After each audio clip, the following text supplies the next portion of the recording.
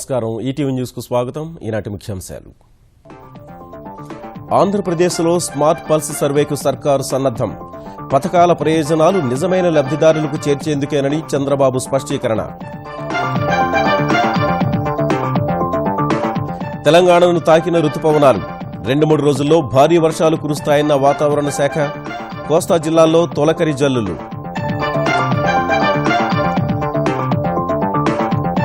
భాగ్యనగర శాఖలో మరో ప్రతిష్టాత్మక యూనిట్.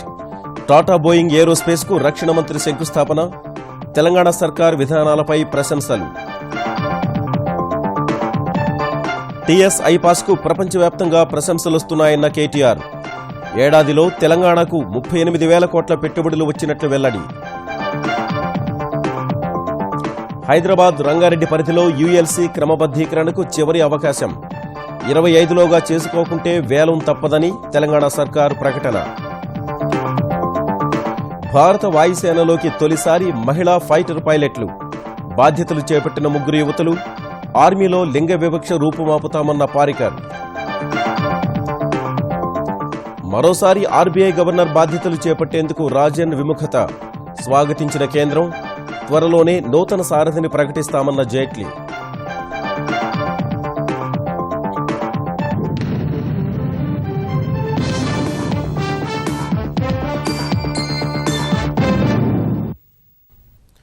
మధ్యవర్తుల ప్రమేయం లేకుండా ప్రభుత్వ ప్రయోజనాలు లబ్ధిదారులకు చేర్చడానికే స్మార్ట్ పల్స్ సర్వే నిర్వహిస్తున్నట్టు ముఖ్యమంత్రి చంద్రబాబు స్పష్టం చేశారు. ఆంధ్రప్రదేశ్ ప్రజలకు చెందిన సమగ్ర వివరాల సేకరణ కోసం చేపడుతున్న ఈ సర్వే సంక్షేమ కార్యక్రమాలకు మాత్రమే పరిమితం కాబోదన్న ఆయన, ప్రభుత్వం కల్పిస్తున్న ప్రతి ప్రయోజనాన్ని రాష్ట్రంలోని చిట్టచివరి గుమ్మం వరకు చేర్చాలన్నదే తమ ప్రయత్నమని తేల్చి చెప్పారు. ఈ నెలాఖరులో ప్రారంభం కానున్న పల్స్ సర్వేను యజ్ఞంలా నిర్వహించాలని కలెక్టర్లకు దిశానిర్దేశం చేశారు. ఆంధ్రప్రదేశ్ ప్రభుత్వం ఈ నెలాఖరులో చేపట్టే స్మార్ట్ పల్స్ సర్వేపై ముఖ్యమంత్రి చంద్రబాబు వీడియో కాన్ఫరెన్స్ నిర్వహించారు. ప్రభుత్వ ప్రధాన కార్యదర్శి, ప్రత్యేక ప్రధాన కార్యదర్శులు, ముఖ్య కార్యదర్శులు, వివిధ శాఖాధిపతులు, 13 జిల్లాల కలెక్టర్లు ఈ సమీక్షలో పాల్గొనగా ప్రతి 10 ఏళ్లకొకసారి జరిగే జనగణన కంటే అదనపు వివరాల సేకరణ సహా తాజా వివరాలతో వాస్తవ పరిస్థితులకు అద్దం పట్టేలా పల్స్ సర్వే ఉంటుందని చంద్రబాబు పేర్కొన్నారు. రాష్ట్రంలోని ప్రతి వ్యక్తి, కుటుంబ ఆదాయం, ఆరోగ్యం, సామాజిక భద్రత సహా అన్ని అంశాలను సర్వే ద్వారా తెలుసుకునే అవకాశం ఉందన్న ఆయన, ప్రతి ఒక్క అధికారి ఒక యజ్ఞంలా తీసుకుని అంకిత భావంతో పూర్తి చేయాలని సూచించారు. ప్రభుత్వం ధృవపత్ర రహిత పాలన లక్ష్యంగా కృషి చేస్తోందని, ఇప్పటికే 60% వివరాల అనుసంధానం పూర్తయినందున మరో 40% పని పూర్తి చేయడానికే పల్స్ సర్వే చేపట్టినట్లు తెలిపారు. ఆధార్ వివరాలతో మొబైల్ నంబర్ అనుసంధానం చేసి నిర్వహిస్తున్న సర్వే ఇదేనన్న బాబు, దేశంలో వ్యక్తులు, కుటుంబాలకు సంబంధించిన సంపూర్ణ సమాచారాన్ని సేకరించడం ఇదే ప్రథమమని స్పష్టం చేశారు. సర్వేలో 35,000 బృందాలు పాల్గొంటాయని చెప్పిన ఆయన, ఒక్కో ఎన్యూమరేటర్ రోజు 14 ఇళ్లకు వెళ్లి వివరాలు సేకరిస్తాయని వివరించారు. సర్వే అధికారుల మధ్య సమన్వయం కోసం కమాండ్ సెంటర్ ఏర్పాటు చేస్తామన్న చంద్రబాబు, ఈ నెల 22న ప్రత్యేక శిక్షణా కార్యక్రమం నిర్వహిస్తున్నట్టు వెల్లడించారు. మొత్తం సర్వేకు రెవెన్యూ శాఖ నోడల్ ఏజెన్సీగా ఉంటుందని తెలిపారు. 20 కొలమానాల ఆధారంగా సర్వే నిర్వహిస్తామన్న ముఖ్యమంత్రి, Aadhaar card, bank passbook, water bill, కుల ధృవీకరణ, ఆదాయ ధృవీకరణ పత్రం, కిసాన్ పత్రం, డ్వాక్రా సర్టిఫికేట్, పోస్ట్ లేదా ప్రీ మెట్రిక్ స్కాలర్షిప్ వంటి కొలమానాల ఆధారంగా సర్వే ఉంటుందన్నారు. రాష్ట్రంలోని ప్రజలందరికీ ఆహార, విద్యుత్, ఇంధన, సమాచార భద్రత కల్పిస్తున్నట్లు పేర్కొన్న సీఎం, ప్రతి సంక్షేమ కార్యక్రమాన్ని నిజమైన లబ్ధిదారులకు చేర్చే సంకల్పంతో సర్వే చేస్తున్నామన్నారు. పరిశ్రమలకు, ప్రజలకు తాగు, సాగునీటి భద్రత కల్పించేందుకు చర్యలు తీసుకుంటున్నామని తెలిపారు. నైపుణ్యాభివృద్ధి ద్వారా ప్రజల జీవన ప్రమాణాలు పెంపొందించేందుకు కృషి చేస్తున్నామన్నారు.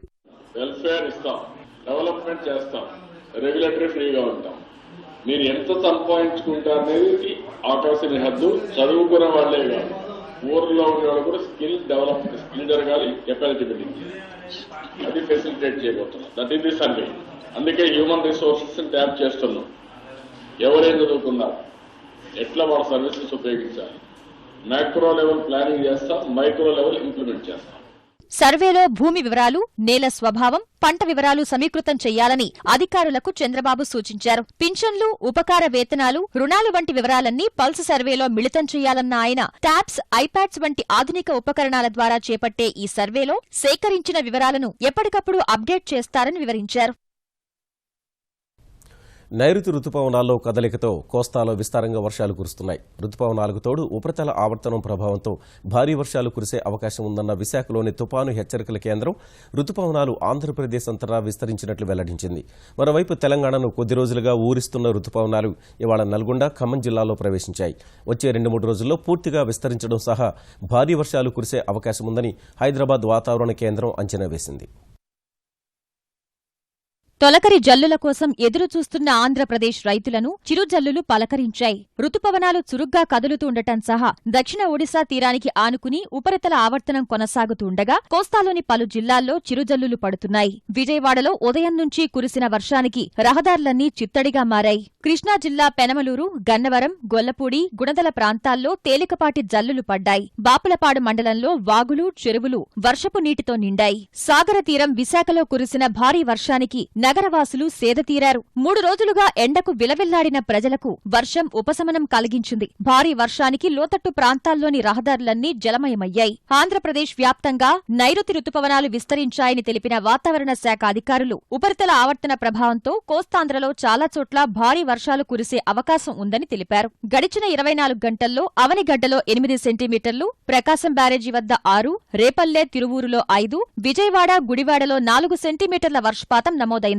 మరోవైపు తెలంగాణ రాష్ట్రాన్ని నైరుతి రుతుపవనాలు పలకరించాయి. నల్గొండ, ఖమ్మం జిల్లాల్లో పూర్తిగా విస్తరించిన రుతుపవనాలు హైదరాబాద్, మహబూబ్ నగర్, వరంగల్ జిల్లాలోని కొన్ని ప్రాంతాలను తాకాయని హైదరాబాద్ వాతావరణ కేంద్రం ప్రకటించింది. తెలంగాణ రాష్ట్రంలో నైరుతి రుతుపవనాలు ఈ రోజు ప్రవేశించాయి. మహబూబ్ నగర్ లో కొన్ని ప్రాంతాల్లోనూ, తర్వాత నల్గొండ జిల్లా, అదేవిధంగా ఖమ్మం జిల్లా పూర్తిగాను, హైదరాబాద్ జిల్లాలో కొన్ని ప్రాంతాల్లోనూ విస్తరించడం జరిగింది. 48 గంటల్లో ఈ తెలంగాణ రాష్ట్రం పూర్తిగా నైరుతి రుతుపవనాలు విస్తరించే అవకాశం ఉంది. దీని ప్రభావం వల్ల రాగల 2 రోజుల్లోనూ తెలంగాణ రాష్ట్రం అంతా విస్తారంగా వర్షాలు కురిసే అవకాశం ఉంది. అంతేకాకుండా 1-2 చోట్ల భారీ వర్షాలు కూడా కురిసే అవకాశం ఉంది. బంగాళాఖాతంలో ఉపరితల ఆవర్తనం కారణంగా తెలంగాణలోని పలు ప్రాంతాల్లో వర్షం కురిసే అవకాశం ఉందని అధికారులు చెప్పారు. వైమానిక ఆవిష్కరణల కేంద్రంగా మారుతున్న హైదరాబాద్లో మరో ప్రఖ్యాత పరిశ్రమకు అంకురార్పణ జరిగింది. ఆదిభట్లలో టాటా బోయింగ్ ఏరోస్పేస్ సంస్థ యూనిట్కు పునాది రాయి పడింది. దాదాపు 200 కోట్ల రూపాయలతో తలపెట్టిన ఈ యూనిట్ నిర్మాణానికి రక్షణ మంత్రి మనోహర్ పారికర్ శంకుస్థాపన చేశారు. ఈ కార్యక్రమానికి మంత్రి మహేందర్ రెడ్డి, టాటా బోయింగ్ సంస్థ ప్రతినిధులతో కలిసి హాజరైన తెలంగాణ ఐటీ మంత్రి కేటీఆర్ టాటా బోయింగ్ హైదరాబాద్ను ఎంచుకోవడంపై హర్షం వ్యక్తం చేశారు. హైదరాబాద్ను వైమానిక పరిశ్రమలకు చిరునామాగా మార్చాలన్నదే తెలంగాణ ప్రభుత్వ లక్ష్యమని కేటీఆర్ వివరించారు. తెలంగాణ ప్రభుత్వ విధానాలను కొనియాడిన పారికర్ కేంద్రం అండదండలుంటాయని హామీ ఇచ్చారు. టాటా బోయింగ్ ఏరోస్పేస్ లిమిటెడ్ను వైమానిక రంగంలో మరో కీలక అధ్యాయంగా అభివర్ణించిన పారికర్ రక్షణ రంగంలో విదేశీ పెట్టుబడులకు పెద్ద నాంది అవుతుందని పేర్కొన్నారు. We've also created 3 dedicated aerospace and defense parks through the TSIIC. The government is also coming up with an aerospace and defense policy in tandem with a lot of inputs from the industry. We're working on establishing also an Aero Skill Academy in Hyderabad in, again, conjunction with a lot of international partners. We also look forward for making Telangana the choice manufacturing-based global aerospace and defense OEMs worldwide. Under the leadership of Honorable Prime Minister and under the leadership of our Honorable Chief Minister of Telangana. A success depends on execution. If you don't execute, a policy does not work. And I have seen the seeds of good execution in Telangana. If you want to check up the quality of rice, and when you cook it, whether it is done properly or not, you can take 1 or 2 small samples, grains. You can make out from 1 or 2 instances whether the things would go properly. And I have seen at least the tea hub. I found a very innovative and a positive mind, and that too executing certain initiatives which are thought of. అంతకుముందు అంకుర సంస్థలను ప్రోత్సహించేందుకు హైదరాబాద్లో ఏర్పాటు చేసిన incubation centre tea హబ్ను సందర్శించిన పారికర్ తెలంగాణ ప్రభుత్వం తీసుకొచ్చిన ఐటీ, పారిశ్రామిక విధానాలు ఆదర్శవంతమైనవని ప్రశంసించారు. అంకుర సంస్థ ప్రతినిధులతో ముచ్చటించిన ఆయన రక్షణ రంగంలో పనిచేస్తున్న వారికి పలు సలహాలు ఇచ్చారు. టీ హబ్ కార్యక్రమాన్ని అద్భుతమని అభివర్ణించిన ఆయన ఇది కేటీఆర్ నాయకత్వ తీరుకు అద్దం పడుతుందని వ్యాఖ్యానించారు. సాంకేతికత వల్ల ప్రజల జీవితాల్లో వెలుగులు వస్తాయనేది తన నమ్మకమని చెప్పిన పారికర్ అలాంటి టెక్నాలజీని ప్రోత్సహించాల్సిన అవసరం ఉందని సూచించారు. రాజకీయ నాయకులు నూతన పోకడల్ని అర్థం చేసుకుంటూ ముందుకు వెళ్లాలని, అప్పుడే ప్రజల నుంచి అభినందనలు వస్తాయని వ్యాఖ్యానించారు. నూతన రాష్ట్రంలో పారిశ్రామికంగా పురోగతి సాధించడం సహా స్థానికులకు ఉపాధి అవకాశాలు దక్కడమే లక్ష్యంగా ముందుకు సాగుతున్నట్లు తెలంగాణ పరిశ్రమల శాఖ మంత్రి కేటీఆర్ స్పష్టం చేశారు. పరిశ్రమలు, గనులు శాఖల వార్షిక నివేదికను విడుదల చేసిన ఆయన టీఎస్ ఐపాస్తో ఏడాది కాలంలో 2130 సంస్థలకు అనుమతులు ఇచ్చామని వివరించారు.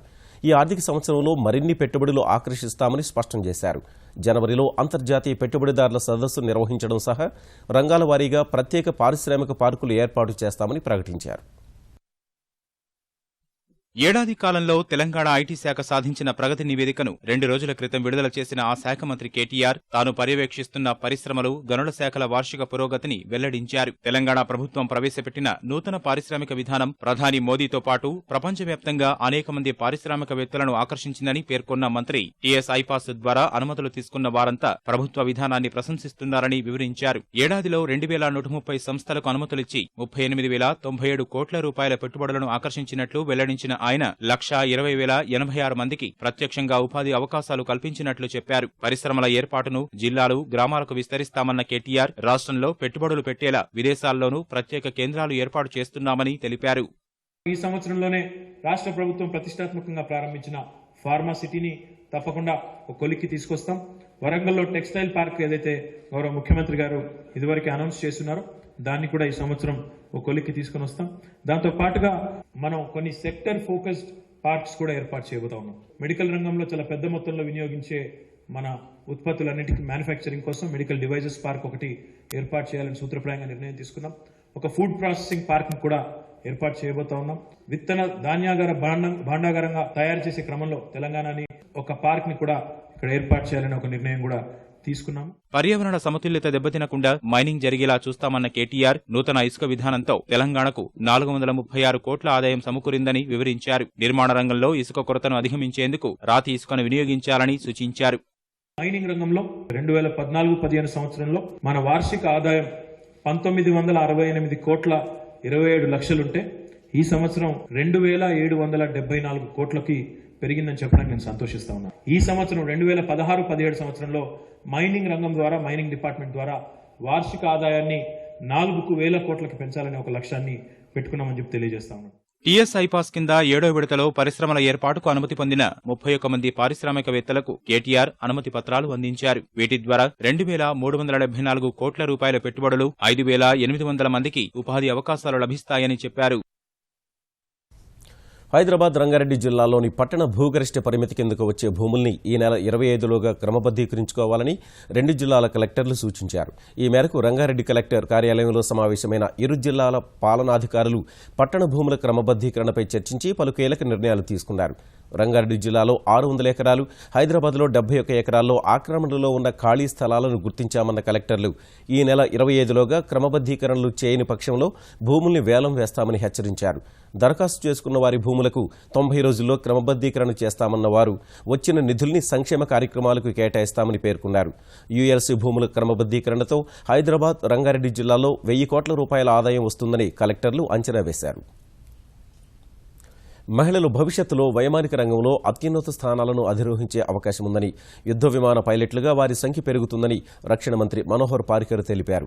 Hyderabad Dundigal Indian air force అకాడమీలో నిర్వహించిన పాసింగ్ అవుట్ పరేడ్లో పారికర్ పాల్గొన్నారు. ఈ కార్యక్రమంలో 130 మంది పైలట్లుగా బాధ్యతలు స్వీకరించగా వారిలో 22 మంది మహిళలు ఉన్నారు. దేశ చరిత్రలో మొట్టమొదటిసారిగా భావన కాంత్, అవని చతుర్వేది, మోహన్ సింగ్ అనే 3 మహిళలు యుద్ధ విమాన పైలట్లుగా బాధ్యతలు స్వీకరించి రికార్డు సృష్టించారు.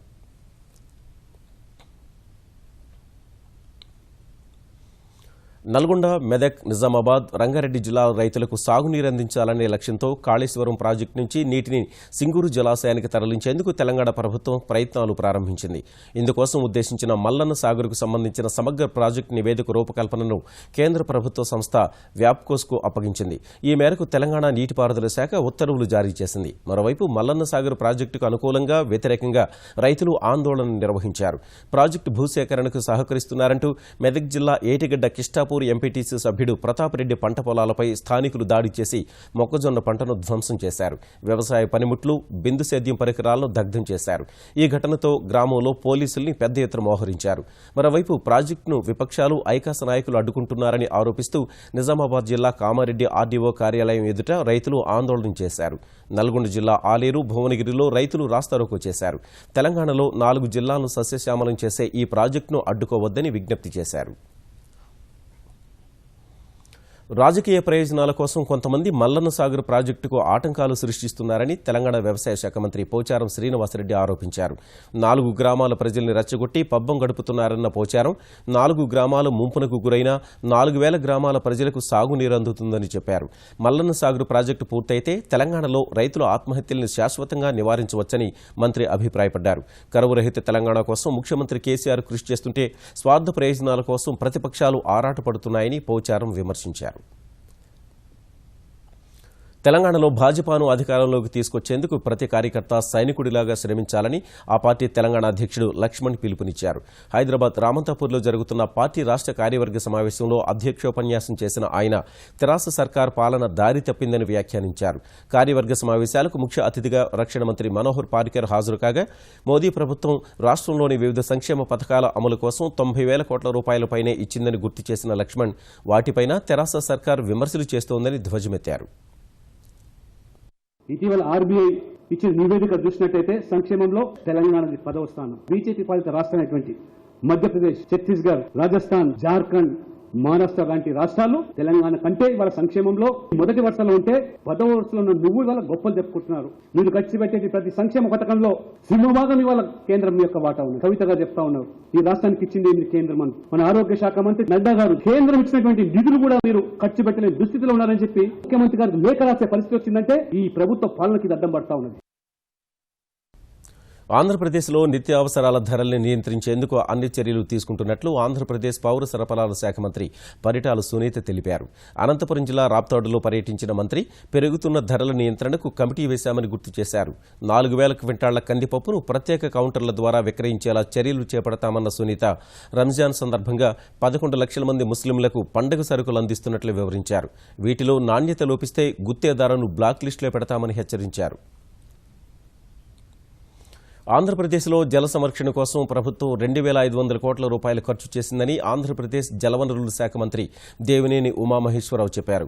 గుంటూరు జిల్లా చిలకలూరుపేటలో మరో మంత్రి ప్రత్తిపాటి పుల్లారావుతో కలిసి పర్యటించిన దేవినేని జల సంరక్షణ చర్యలతో గతేడాది కంటే ఆంధ్రప్రదేశ్లో 1.6 మీటర్ల భూగర్భ జలాలు పెరిగాయని తెలిపారు.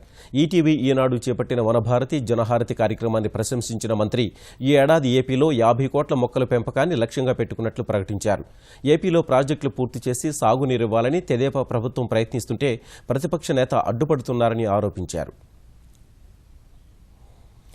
రాష్ట్ర విభజన తర్వాత తెలంగాణ నీటిపారుదల శాఖ మంత్రి హరీష్ రావు తొలిసారి తిరుమల వెళ్లారు. భార్య కుమారుడితో కలిసి వచ్చిన హరీష్ రావు అలిపిరి నుంచి కాలినడకన తిరుమలకు చేరుకున్నారు. రేపు ఉదయం వీఐపీ విరామ సమయంలో తిరుమల శ్రీవారిని దర్శించుకోనున్నారు.